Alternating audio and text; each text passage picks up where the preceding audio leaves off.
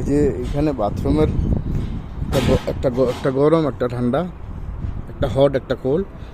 এখানে ওয়াল হবে না, পুরোটা ছাদ। ওয়াল হবে না, এই জন্য পাইপ দেওয়া এখানে। এই যে কোনো সময় 5 বছর 10 বছর পরে পাইপ খুলে নিতে পারবে। এই যে স্লিপের ভিতরে একটা গরম, একটা ঠান্ডা। এখানে হিটার হবে, ওয়াল হবে এখানে। এটা হচ্ছে কারেন্টের লাইন, হিটারের পাওয়ার।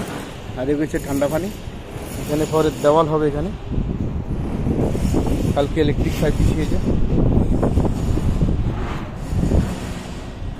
আজকে যে গরম ঠান্ডা পানি দিলাম, লাইন দিলাম, এটা দিয়া বাথরুমের ভিতরে বক্স হবে। বক্সের ভিতরে সব গরম ঠান্ডার লাইন কানেকশন হবে বাথরুমের ভিতরে।